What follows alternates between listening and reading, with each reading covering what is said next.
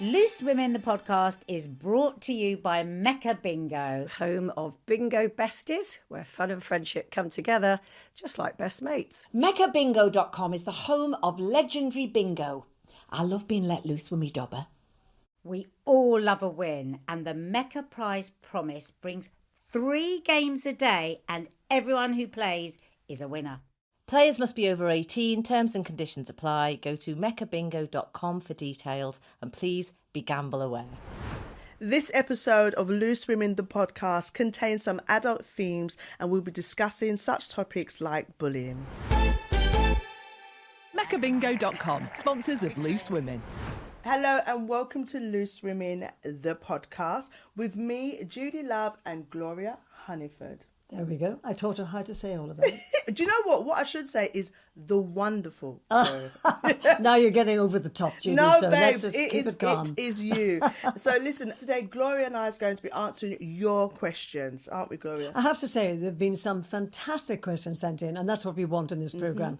Lots of questions. They want to know a bit about our beauty secrets later on, so I hope you've got a few lined up. Okay. And also, I think this is a great subject, actually. It's a question about mum guilt. Oh, and let's face it, I don't think you ever stop being guilty about something. And I'm very glad it's you, actually, because you're very naughty. Nice, but naughty. And I like a bit of naughtiness on a programme. Oh, okay. So we'll weave that in as we go along. I was thinking, what is this going to be, the Late Night Loose podcast? Could be, you never know. But anyway, I'm looking forward to it very much indeed. And of course, I'm a bit like a virgin. It's the only time I'm going to be a virgin on Loose Women, because this is my first podcast for Loose Women. And it's great. I'm so happy to be here with you and start answering these questions. What is our first question? Now, the thing is, Judi, the first question I think is a bit tricky to answer, but we're going to do our best, because it says as follows. Don't have a name, by the way, it's anonymous.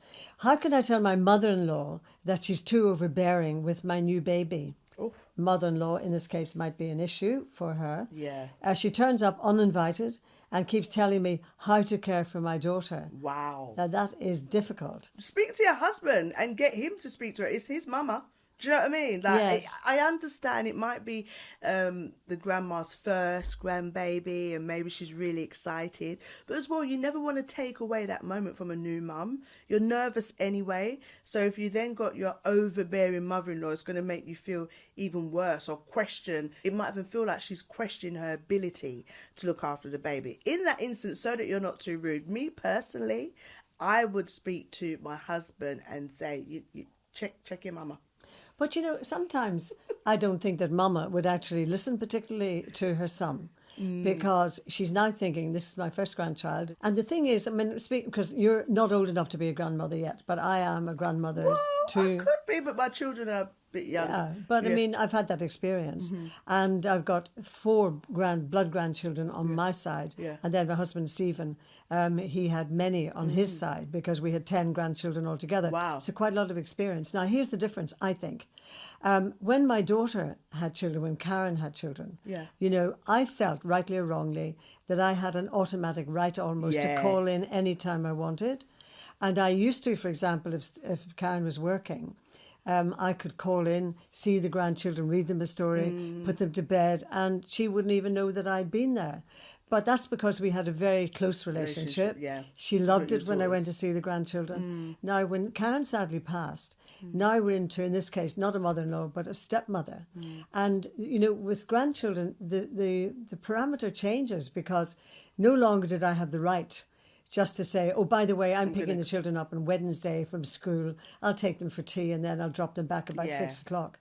So you have to measure that territory very carefully, and particularly with the mother-in-law, because it's her son who's had the baby as well. Yeah, and maybe it's a thing of like, you know, maybe the new mum can try and put the boundaries in and take that control, like involving her, but in her kind of way. So if she knows her mother-in-law just turns up any time between the weeks, she could kind of be like, oh, you know, hey, Ma, I'd call her before and say, you know, I was thinking on Thursday, Friday, I'd really love for you to come down because I'm going to be busy Monday to Wednesday, but we'd love to have you on Thursday and Friday. Kind of make one of those days special allocated to that Yes. mum, and it might make her feel a bit more. But a babysitting maybe. Yeah, it Even might if make you her only go feel a bit more shopping. involved. But the at other- the same time, it's creating a boundary. The other thing to remember as well, the new mums, of course, are very tired.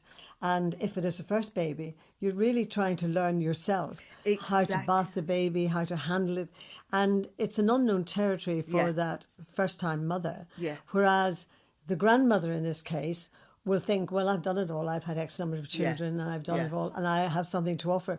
But you're absolutely right. It's how you introduce that Yeah. and how you involve your Somebody husband or as your well. partner's mother Shall I that say they the word? feel needed or wanted. Do you see what I mean? That's the word, needed or wanted. But it's also as well remembering that the new parent needs to create their own routine, because it's so hard when you go in to a mum's house who's just had a baby. You think you know everything. You wrap the baby this way. You feed the baby this way. When they've left, that new mum has to deal with the baby, and it needs to be Through done the in a way- night as well. Yeah, that's more comfortable to them. So look, create some boundaries. Make mother-in-law feel special on a particular day, and as well speak to your husband. So, Judy, did you actually have any personal experience of that? Do you know what? No, I didn't. A part of me wish I did. I wish there was an overbearing mum at some stage, because my mum, obviously, she was there for like my first child, but my second child, she wasn't there. She passed away literally just before I gave birth. But sad. no, yeah, but there, you've got the aunties. For me, culturally, it was always. It's kind of like you have to have an overbearing auntie or a grandma or someone's supposed to come and kind of take over. I don't know how I would have felt in the moment. Don't get me wrong, I'm not taking that away from the person that's writing into us, because, it's still their experience, and if they're not comfortable, they're not comfortable with it. But no, I didn't have that. I was doing a lot of it by myself, so yeah. Actually, I was mentioning earlier on how I had to learn the fact that I wasn't grandmother because of my daughter. Because there is a difference between your daughter giving birth, because you've given birth to that child. Right, And there is a big difference in terms of feeling. And of course, you're very proud when your son has the baby, but there's something extra because your daughter's given birth. And so when Karen passed, and I had to learn with a mother-in-law, but with a stepmother, which is more or less the same thing in my instance. Yeah. And I had to learn that I didn't have that given right to just go into the house. Yeah. I had to check up front. I had to phone. And there was some God, this is heartbreaking. making me tense. I don't know if I can be doing that. I did phone my daughter to find if I can come round, see my grandbaby. I can feel my chest already. But you see, if it wasn't your daughter, if it was your son's child, it's a different story. it you would see. be, wouldn't yeah. it? Okay, what's your next question? Well, my next question: how do you deal with mum guilt when you're working? Oh, when I'm working, when I'm sleeping, when I'm going out. I mean, the mum guilt is always there. And you know what? One thing I realised, I was speaking about it to someone in production a few months ago, delayed mum guilt. I remember one time I was talking to one of my children, and they didn't mean it in any way. They just said to me, "Oh, mum, yeah, when I did this event, it was so good at school." And I was like, "Oh," and they were like, "Oh, remember you couldn't make it because you was working." But they generally didn't mean it in a way. We were just going through pictures and whatever. And I was sitting there like, in 5 years' time, I was just thinking about, well, what else have I missed? But then I shake myself off. And I think to myself, listen, I'm out here raising 2 children by myself. I've got to do what I've got to do. I've got great opportunities. And in fact, I work in something that I love so much that my children can see and make them feel inspired, and then they're open to a multitude of people and talents that they can get experience from. So I think to myself, the weighing it out, sometimes the mum guilt is not from necessary society, but it's your own self beating yourself up. So I try to take a moment. I think of all the good times. I think of the fact that there is times that I could have off more than if I had like a 9 to 5.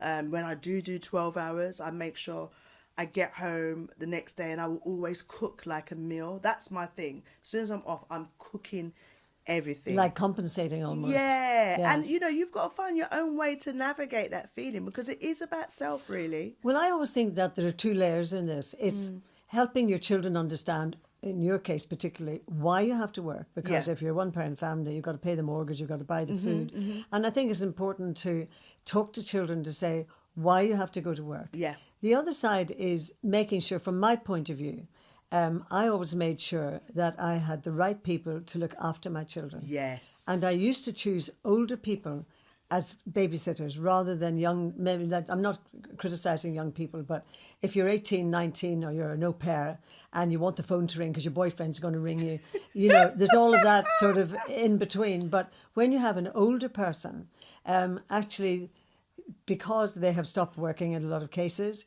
they are more available. People are more attentive. Well, they've got more time and maybe they don't have as much energy, but as long as that's okay. But you know when the guilt kicks in, no matter how good your childcare is, when they're ill. Oh. Because if you have to go to work because you're on a live program or a live concert or whatever you're doing, then the guilt really kicks in because you know that as a mother you should be by that child's side. It's crazy because I feel like you could constantly be beating yourself up. I've got a cousin that said to me one time, listen, don't have mum guilt now because you're not going to know how well you've done until they're adults. I'm like, oh my gosh, like, how much more have I got to carry on these shoulders? And it's the truth. We just got to love them. We've got to work with what we've got, find your tribe and your community, and just let them know, like what you said is so true. Have that conversation. These kids have a lot more understanding than what we try to give them. Do you know what I mean? And when I was working in Northern Ireland, I was doing a nightly news programme in the time of bombs, bullets and barricades. So I had to be there. It was 1 hour long between 6 and 7 in the evening. Now, I kind of, Northern Ireland got away with it because it was a small area, but my children would come in from school sometimes and they would say, can we do our homework then in your dressing room? And they would do that. Or Michael, my youngest, he got stuck behind the weatherboard one night. He had to stay there for ages until the weather was over. And then some of the boys in the newsroom would play cricket with him or whatever it was up the hallway. But I couldn't get away with that in London because it's too big a territory. But in a smaller area, I could get away with it. And also, I think you can incorporate your children into your working life very well. Especially what we do. Yeah, definitely, because I remember in Northern Ireland, a baby bear had been born up at the zoo, and I had to go and do a story on it. But I took them with me because when would they see a newly born bear? Yeah, it's so true. And so they remember that, you know. And I used to take them to chat shows when they came to London. After school, they'd come to the chat show. Experience that they would have never normally get. Well, listen, thinking of mum, we need to take a break because I need to go and find my kids. We'll be back, yeah? I've got to go and call the kids. Oh, no, honestly, seriously, I really do.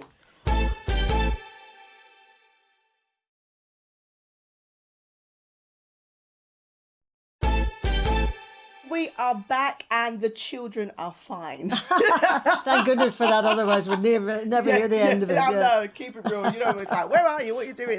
Mum can have this. But they're absolutely fine. Yes. Okay, so look, we've got some more questions, Gloria. And you've got the first one. I do indeed. And again, this is actually, there's some marvellous questions coming in from you at home. It's fantastic. So this question is one that's rife, really. Yeah. Because how do you deal with your child not wanting to go to school due to bullies?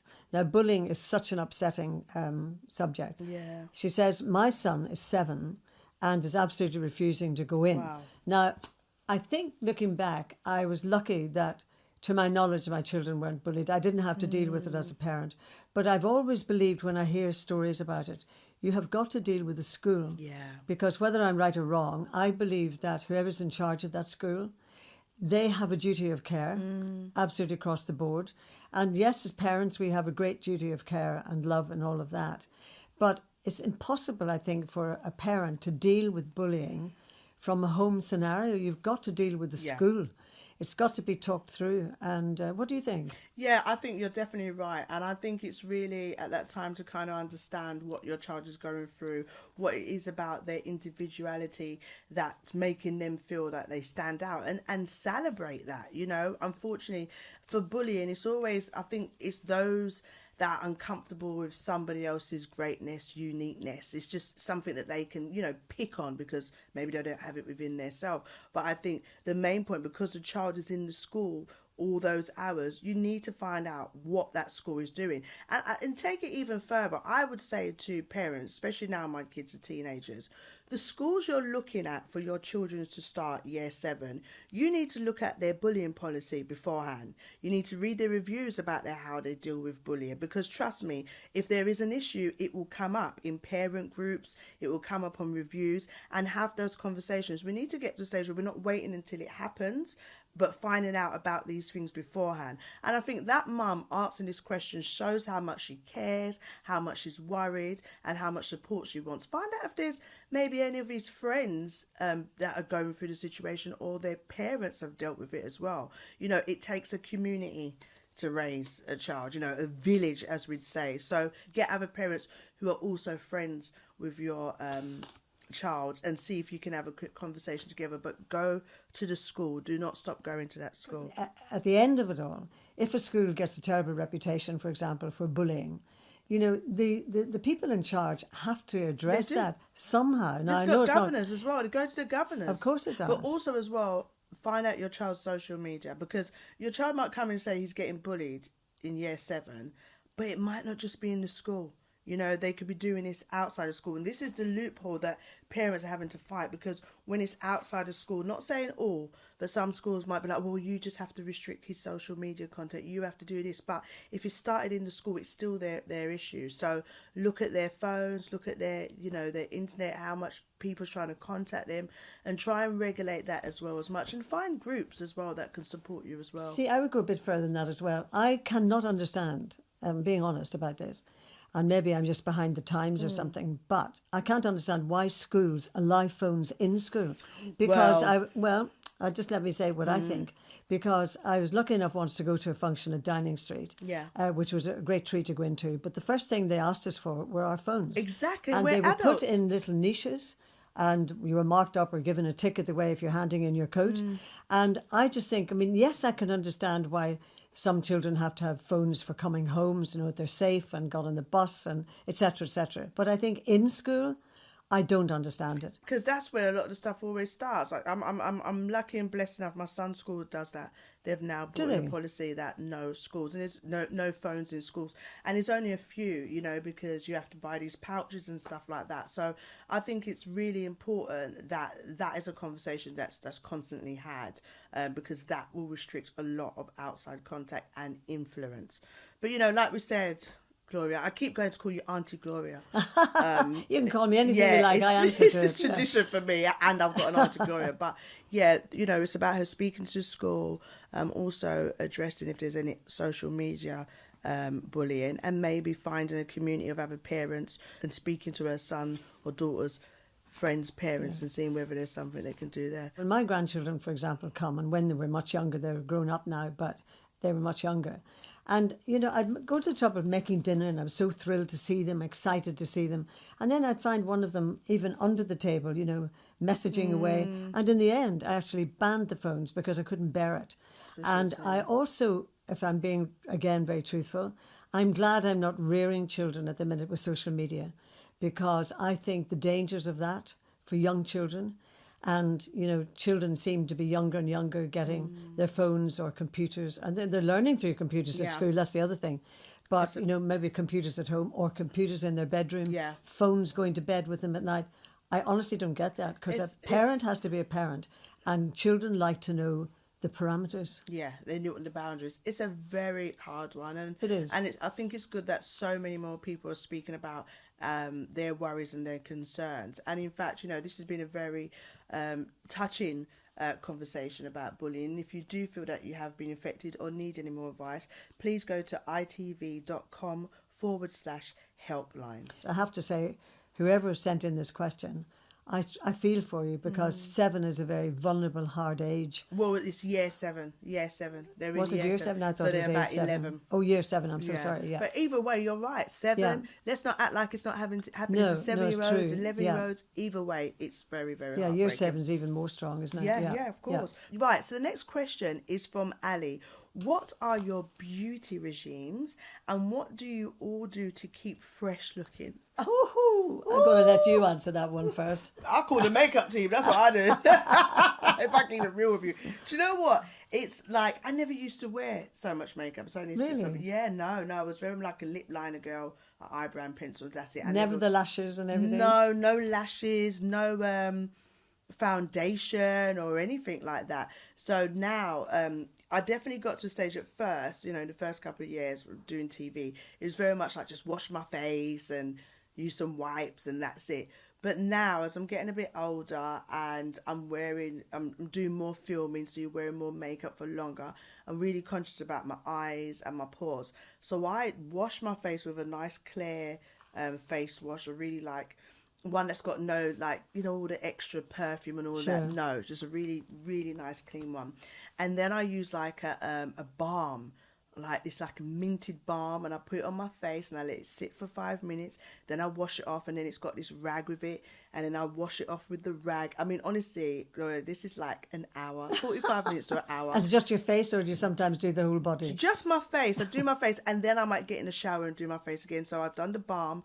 I'll use the cloth to wipe it off. Then I'll wash it off, and then I will then exfoliate, and then I'll wash it off. Wow. And then I'll use coconut oil with a like cotton wool, and I would do around my eyes because I've got quite big eyes, so I find things get in my eyes. And then I'll let that sit for a little while, and then I'd probably get in the shower, and then I would wash my face again, and then dry it down, pat it dry, and then I would use like a little serum for under my eyes, and then I use pure coconut oil. Coconut oil is Yeah. great. And I put quite And a I big see that you amount. drink coconut water as Yes, well, don't you? yeah. It's for everything. I use it in my hair. I use that on my body. So Do you actually lather your whole body in coconut oil? Yeah. I make a homemade. So I make I've got shea butter, but I make a homemade shea butter with shea butter, coconut oil, with like avocado seed, mango seed, and this thing called jojoba oil or something like this. And I use that for my whole body, but for my face, just coconut oil. And you just put it on through the night because your face can really dry out. So particularly under lights and everything. Yeah, and especially that we wear so much makeup. So that is my routine, and I wasn't that heavy before, but I am now because I just remember one day filming and washing my face, which I thought I'd washed quite intensely, and then the next day I went to use the balm, and I couldn't believe that there was still so much makeup. And that's where the wipes come in, actually. Yeah. Because when you've washed your face and you think you've cleaned your face and makeup, use a few wipes, and it's amazing how much still comes off. How much is still there? So I got, sometimes I'll take the evening on a Saturday, Gloria, and I will steam my face. I just let the steam. That's why I like to go sauna and steam room at least once a week. Gosh, you really go for it, don't you? I got to try. But you see, you've got great skin. Well, Maybe that's why, with all this balm and stuff. you reckon? Well, you know, I think that I like the sun. I know they always say black don't crack, but some of this is cracking. And I think obviously I've got the deep melanin in my skin, which helps. But I'm starting to learn. It gets that stage where you're like, no, actually, I've got to maintain this. You could be kind of lazy and just go with it. What's your kind of routine? Well, I see a lot of reporters, when they're doing interviews with papers, they'll say, do you always wear your makeup because of TV? And I said, nothing to do with TV, nothing. I grew up with a mum. There was no spare money in our house. We had a very nice home. You know, we're well looked after, well fed and all of that. My mother, bless her, would not go out over the front door to walk to the shop that's 100 yards up the road. The makeup had to go on, but she didn't do eyes and things like that.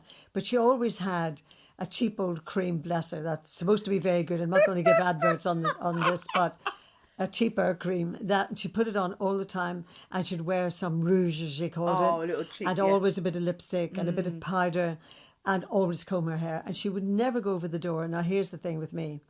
I will never, ever go out without makeup. Really? So I sit in the morning. Unlike you, I don't spend hours and hours. I've got it down to about 20 minutes. That's not bad. I can do a quick one. I can do a quick makeup. But all that balm and all that oil. Well, when it's a makeup, it's just, if I just don't do my makeup myself, I might just do a little concealer. Right. That's it. But yeah. So you can do a 20 minutes. I've always been good on, or tried to be good on night cream and day cream. Yeah. And so I never ever would go to bed without night cream, and would never go out to put foundation on without cream underneath. Yeah. And I'd love to be able to put eyelashes on. I mean, you've got these great eyelashes. Gloria, Can't do them. I cannot do them for the love of me. I've practiced. I've even bought this new eyelash glue, which is like a liner as well. Oh, right. So it's supposed to be 2-in-1. And they say, oh, it's so easy. The adverts is so quick. And you do it, and my eyelashes are still a bait. You could always spot in a picture where I've done my eyelashes compared to if a makeup artist. The other thing for me, which I have a heavy routine, is my hair.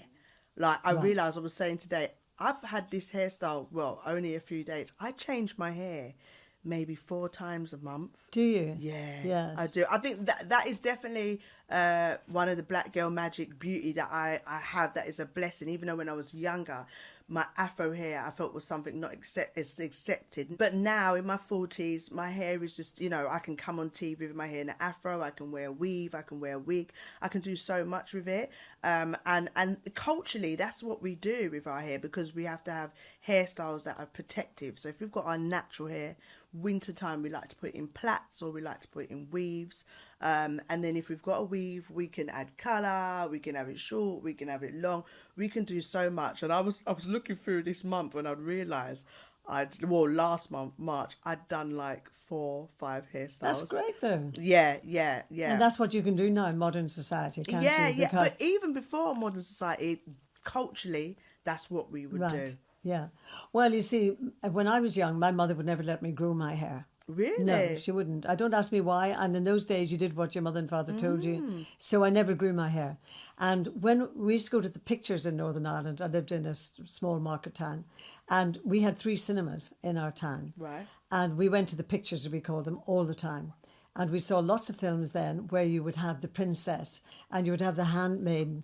I used to always get because we'd go home and reenact the films. I would always get the job of the handmaiden. Really? And I'd have to comb the princess's hair, longing for long hair. And so, again, I never had long hair. I feel like your hair is your crown.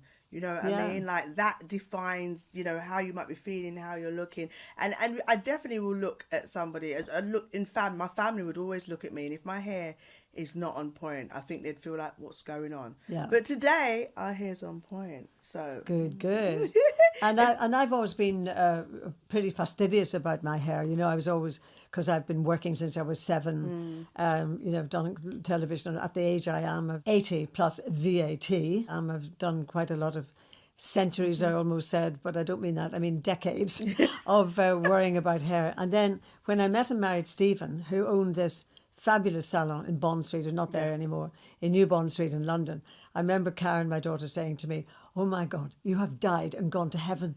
You've actually married somebody who employs 29 hairdressers." Babe. And then, this is funny actually, because we went to Northern Ireland once to dinner, and Stephen was the star guest because he was a well-known practitioner, and travelled worldwide at times. And somebody in the audience, because I come from Northern Ireland, they, of course, asked me to speak as well.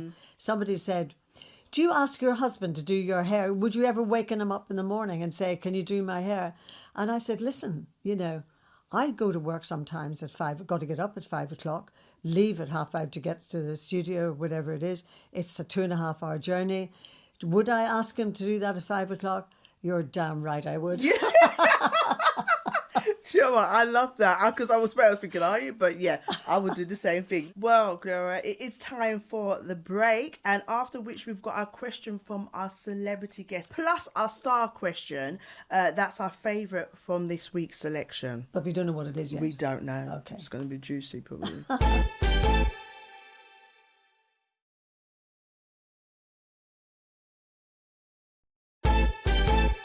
Welcome back to Loose Women, the podcast. Thank you to everyone who's been listening to our podcast. Now we have a little favour to ask you. If you're enjoying it, please do subscribe and follow us and rate us, because the rating is important. It's totally free and it means you won't miss a single episode. So, Gloria. You never know what you're going to hear. That's the other point. You never know.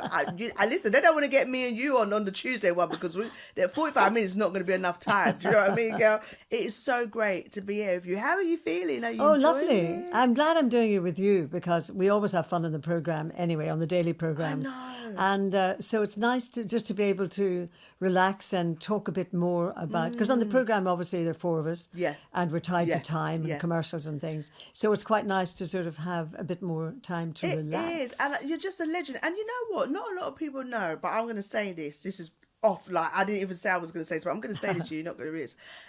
I remember about 4 years ago, like a year into starting Loose, and I can't remember what I did. I don't know if it was Strictly or something I'd done, and you phoned me, or it was something I'd done, or maybe something had happened, maybe I think my dad passed or something, and you phoned me, and I was like, oh my gosh, you actually took the time out to phone me. You didn't send a text. You didn't send a message to anyone. You phoned me. I said, oh, hi, is it free? You went, yeah, I want to have a chat with you. You left a voice note. So I called you back and you said, yeah, I want to have a chat with you. And I'd sat on the phone with you for about half an hour and you was asking me how I am. Like, you know, what am I doing? Like, how am I feeling about my career? Do I have support? But you had such a nurturing conversation with me. And I just remember coming off the phone to myself thinking, these are the moments where you're like, wow, look what I do. That you could phone me, take time out of your day to literally check up on me. And it was a beautiful moment. I tell you what, though, just I'm a nosy Parker. That's what it is. Well, we love you for it. Actually, in Northern Ireland, I mean, this is true. People think it's a fantasy area. But we grew up sitting around the fire chatting. Right. And, you know, going right back in the day, which my grandchildren are very amused by. There was no telly anyway. Yeah. So if you weren't listening to the radio, we were sitting around the fire with my sister's friends, my mum's friends. And so even when I was too young, I'd be under the table listening to their conversation. And I'm genuinely, and I think in Ireland, you'll never sit anywhere on your own. People will always talk to you. Like if you go into a pub, not that I go into pubs very much on my own, but if you do, people will always strike up conversation. But it was so nice. I'm glad you actually said to me, well done, I'm proud of you. And I was just like, good. Like, I don't think you realise how much that meant and for you to take that time out. Thank you. So, well, I believe in giving credit where it's due. So I do ring quite a lot. Also, I really am useless at technology, so the phone's best. So basically you went to send a text and you thought, no, let me just call her. I'll take the call, babe. Listen, right, it's time to hear our celebrity guest question. And this week is from documentary maker Stacey Dooley. So I've made loads of documentaries over the years, a wide range of topics. I'd like to know what still intrigues you. Do you know what, Gloria? I'll start with this because I have got a little thing that I like. I'm intrigued by alternative lifestyles. Like what? Like, you know, like those people who have got like 6 wives and, you know what I mean, sister wives and stuff, or when they've decided to go off grid. I remember watching this guy on the gram and he's taking his children out of school. He forages all the food. He's grown everything naturally. I mean, all of the stuff, his water supply, everything is just all natural. And it's just intriguing because I think to myself, what pushes you to that point where you've said, no, I'm not going to do the normal lifestyle. I'm going to do something so outfetch.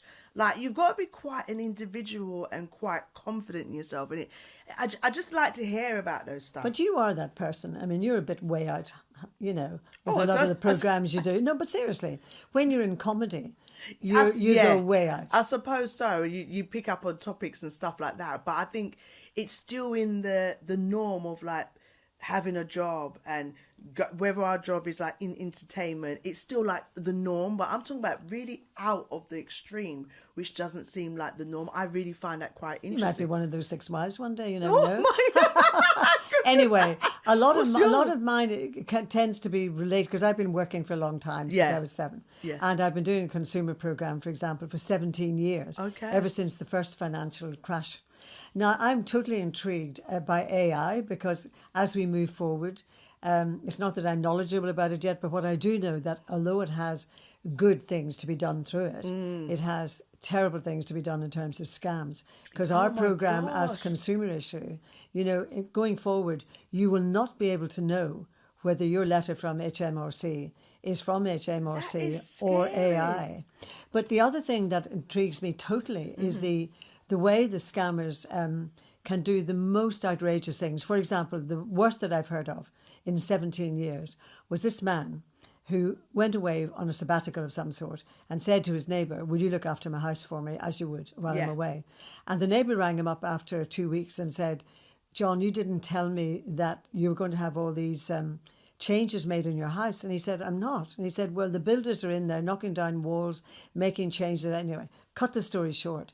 In the end, this man came home to discover that the scammers were in the house, his house, which he owned and had owned for years, and it now belonged to the scammers and not him. Now, the house is the biggest thing any of us have to buy in our lives. Gloria, your wealth of knowledge and stories are out of this world. And the other thing is, it took him a year to get his own house back. Oh, to get them out. And the land registry office had handed it over to the scammer. I mean, that intrigues me. That is intriguing. Yes, that you'd want to sit down and watch that documentary from Sure the start would. to the end, because you just want to find out, you know, it is that intriguiness, like something like that, although it's quite serious, it's the investigation part that gets me kind of excited. Like, how did they get in? What was the letter? Who did they speak to? I think it's a part of us being loose women and loving Well, to I do too. find out stuff. Yeah, because the thing is, because of the jobs we do, we're lucky that we meet people right across the board. And that in itself is intriguing, because we get to know people and their aspects and what they like and what they don't like. Yeah. And our viewers. I mean, look at the lovely questions that you've sent in today. Finally, it's time for our star question. I feel like there should be like a star question. Bing. Bing, a little something. This is our favourite question from this week's selection. Gloria, you've got it. I have. Now, Laura wants to know, what's been your most embarrassing moment on the show? That's to both of us, actually. So what's been yours? I mean, I'm always getting my words and things all mixed up. And I thought I was being very, you know, educational in this moment. And we was talking about what things we find attractive. And I was like, oh, I'm asexual. And it wasn't asexual, because asexual means like you're not interested to anybody. Yeah. That's not me. But mine was more about like I'm much more stimulated and attracted to intelligence and mentally stimulated. If I meet someone and they can mentally stimulate me, that will make me more attracted to them first. So it's not until later on I had like people calling me, "Jeez, I didn't know you was asexual." I was like, That was a blunder. That was That could have ruined your life forever. No. Well, actually, man, I mean, I've got a number. Some of them I can talk about live on anything, and some I can't. This one goes back to my radio days as opposed to Loose Women. And we had a very small studio. We were lucky to be like just this size with a desk and spinning vinyl, by the way. I point that out. Okay, so one could choose your own music, which was a great luxury. And I used to keep a lot of music at home, and I'd carry them in under my arm. I tell you that. The vinyls, yeah? The vinyl. Oh. But I had sprained my ankle badly on my left leg and a left ankle, and I was on a crutch. And so I remember going down the curb and carrying my vinyl under my arms, trying to get across the road and up to the studio in the lift. And when I got there, and I tell you this for a reason, I put the vinyl down on my left-hand side and the crutch was over the vinyl. And we had a silly competition, no money, of course. It was probably 20 quid or whatever it was. And we asked the question, whatever that was in those days. And this woman won it. And I said, "Oh, Mrs. Jones, that's amazing," because it was like, guess the tune from the introduction. Yeah. I said, "The only problem is you should see my poor old producer grovelling under my crutch looking for a new record for tomorrow." Then I realised what I'd said, and I spent the rest of the time compounding it, saying, "I mean my CRUTCH because I have a sprained ankle." So that was pretty embarrassing, but I could tell you worse than that. Oh, well, another day on another podcast. Yes, exactly. Well, that's it from us. 2 more Loose Women are back on Tuesday. And remember, of course, that we absolutely, genuinely do love getting your questions. We're really enjoying the podcast, and I hope you are as well. And that whatever your question is, to send it to loose.women@itv.com. We'll see you soon. And until then, stay loose.